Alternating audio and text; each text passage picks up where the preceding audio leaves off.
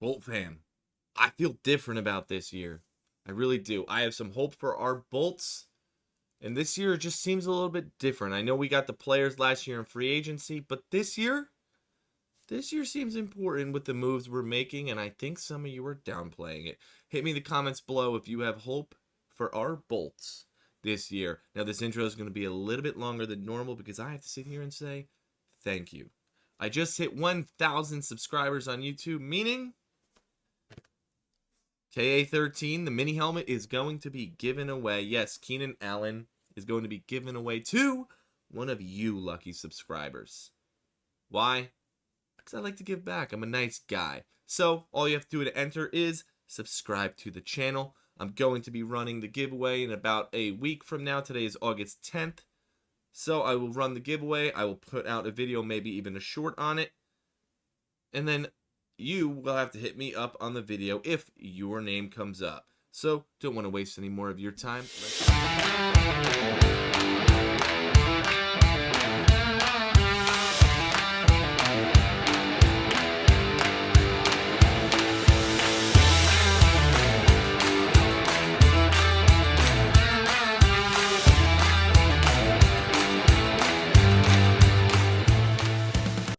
Alright, so really this is a deep dive in why I think I have a little bit higher hopes this year than last year and previous years, and why I truly think we got a chance, and we may be sneaking under the radar here a little bit.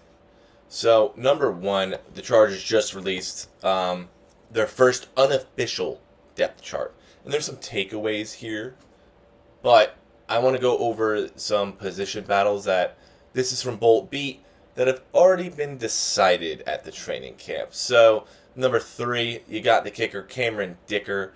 I think they're sticking with him. Obviously, cap reasons and everything, too. Going over Hopkins. So, obviously, we have that. I think Dicker did very well for us last year, and I think he's a real nice staple to the special teams. I feel good about him. I feel like we can rely on him. If you guys are a Bolts fan, as long as I have been, whoa, have we had some kicking issues, okay? Then, yeah, I didn't really want to see this one. So, Chargers starting linebackers Kenneth Murray. Position battle was a bit different than others, and it was not the case for 2 players. Obviously, you're going to have Eric Kendricks is out there.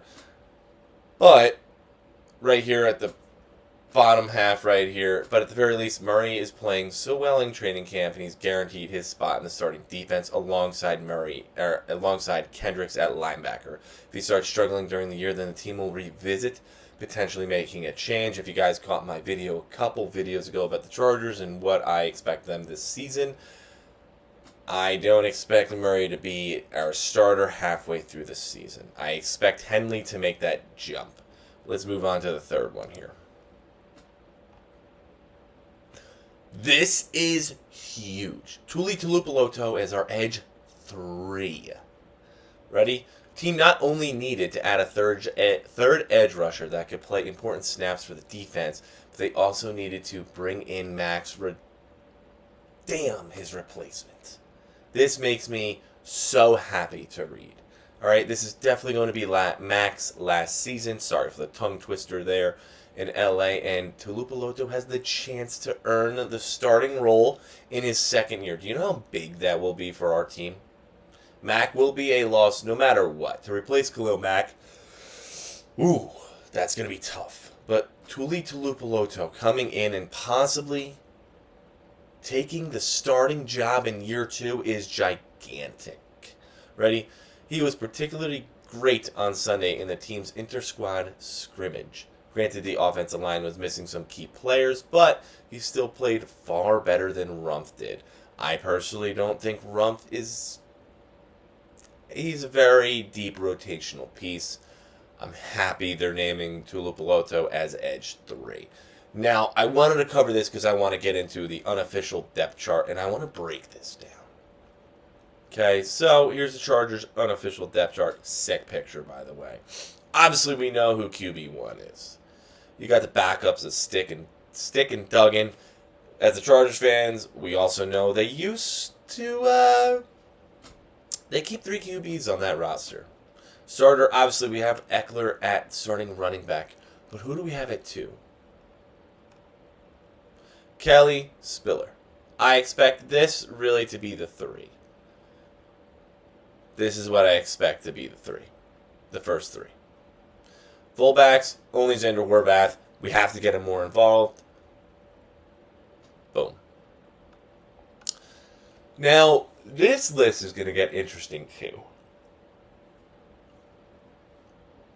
You have KA13, which we're giving it away, and Mike Will.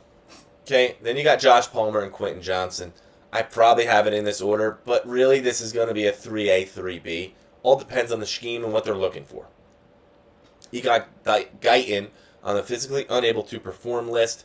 That's fine, he's going to come back. Darius Davis is 100% going to make the roster as well. Then you have Hightower, you got Shepard, you got Wright, but there's a name here, right here, that I think could be a preseason star. Let's see if Pokey Wilson can be Michael Bandy of last year. Can Pokey Wilson eventually get called up? I like him. But this, guys, when's the last time we had a receiving core like this? Allen Williams, they're good starters. They just need to stay healthy. Palmer looks like he's turning the corner every year. He looks like he's getting better and better. I'm all in on that. Then you got Quentin Johnston, which we're going to show some of his highlights coming up in this video. When have we had a rookie like this kid? You got another burner in Jalen Guyton. We know what he can do. Then you have the special teams gadget freak in Darius Davis. Then you got the possible roster bubble here in Pokey Wilson. I'm high on Pokey. Let's go over to the tight ends. I'm a little down on this position. All right, Everett, solid. Solid. I like him. I would like to have a little bit better of a blocking tight end. But man, is he nasty after the catch. And I think he's starting to get a little bit more used to Herbert here, and Herbert's getting more used to him. Then you turn around, you got Donald Parham. Chicken Parm. Gotta love him. Please stay healthy. No more head injuries. No one wants to see that. Trey McKinney, complete bust.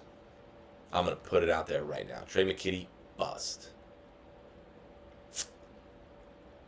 A little iffy about this group, but if we can run 2 throughout the year and they both stay healthy between Everett and Parham, I'm okay.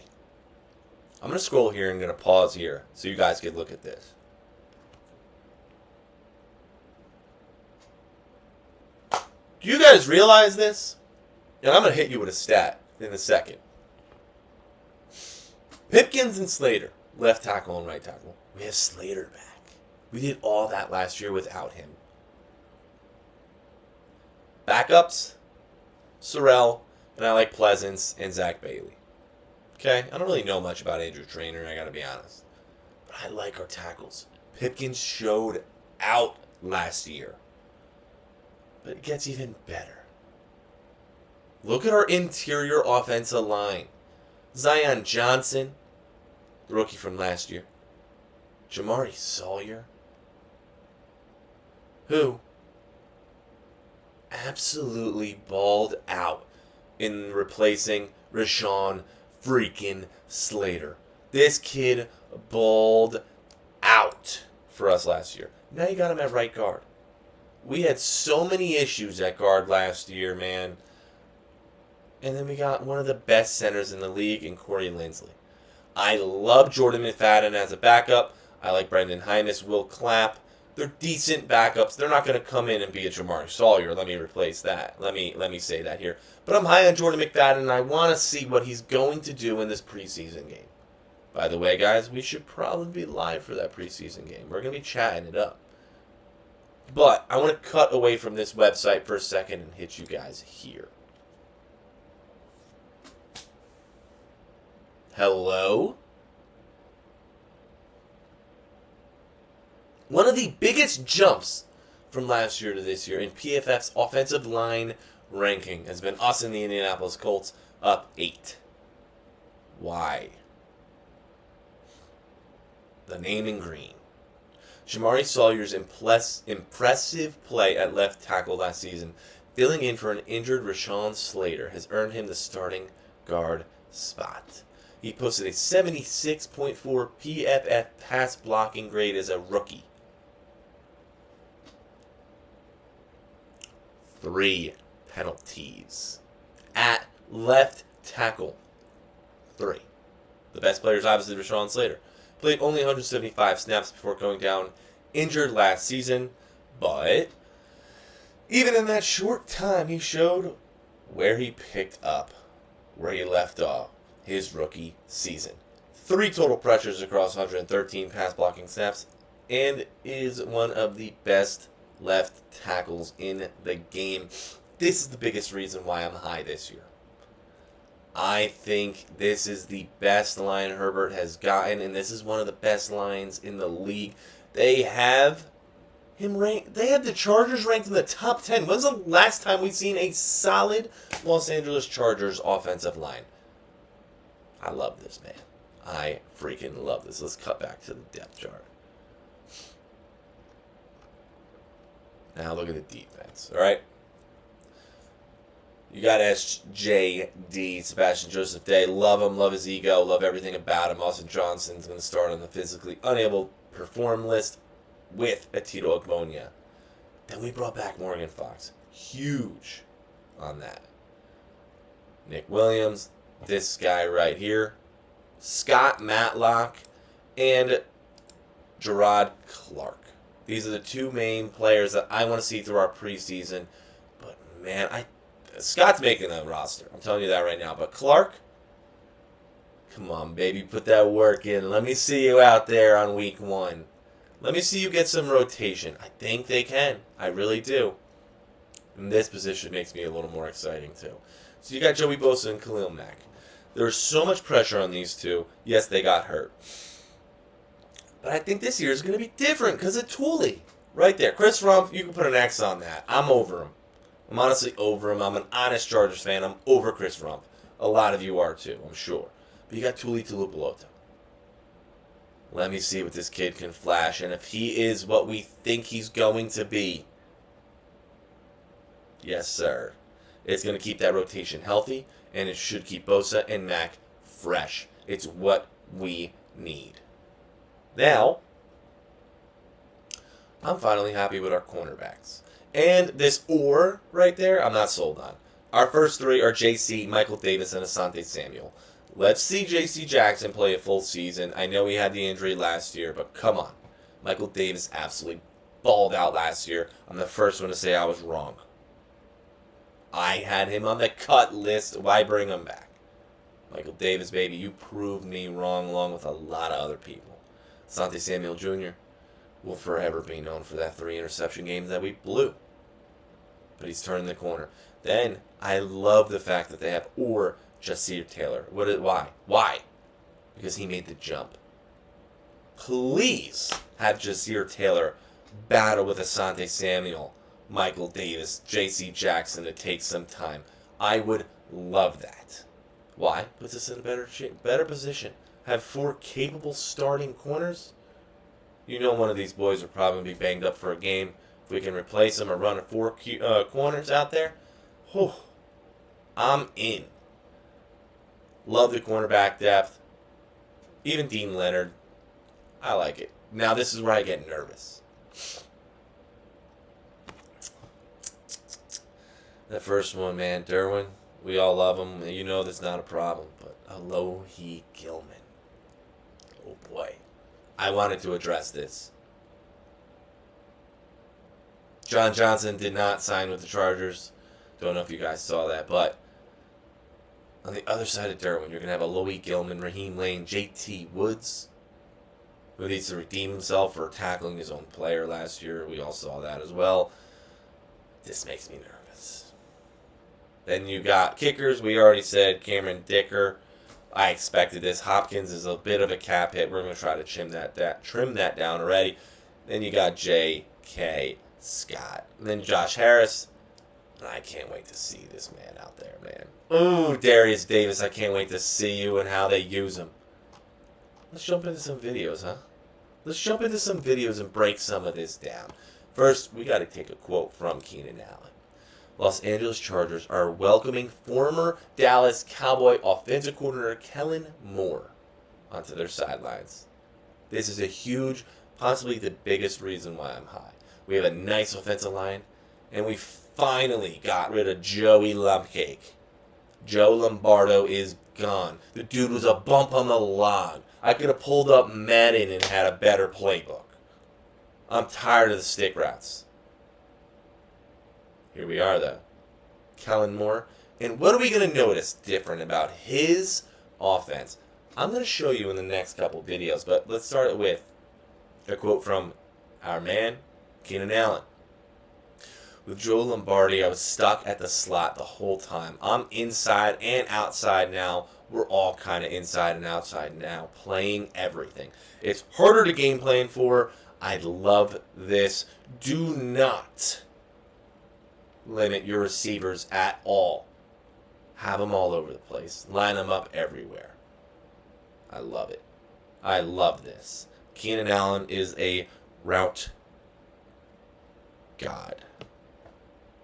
Love him. Let's check out some of this tape, huh? You got Herbert to Quentin Johnston. I want to show the rookie tape again. Look at him lining up. Boom! Look at this bomb! In stride. It's gorgeous. We're going to see this a lot this year, I think. I think we're seeing this a lot this year. Man, do they look good. Look at him! Already running down. Congratulating his young receiver. And let's see. Let's get some more H-bombs in the video here, right? Who's that? Josh Palmer. Boom. Great celebration. Aaron and I'm not waiting for it. They just hug at the end. And check this out. Watch the players. Watch. Do you notice something? He's airing out the ball. Look at, first off, this throw's crazy.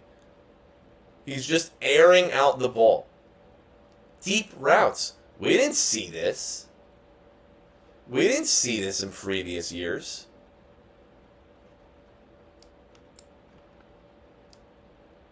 Should have moved you guys over. We didn't see this in previous years. I'll play it again for you just in case.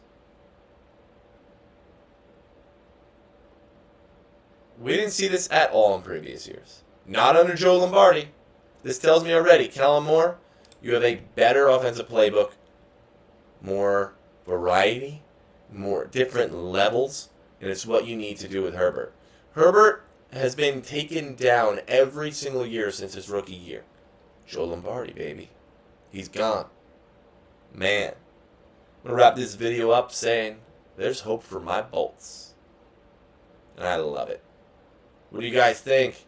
Give me the comments below. And you guys got 1 week. 1 week to get in on this giveaway. Shout out to you guys, man. Without you, I wouldn't be doing it. Hope for the Bolts this year. Thank you as always for watching.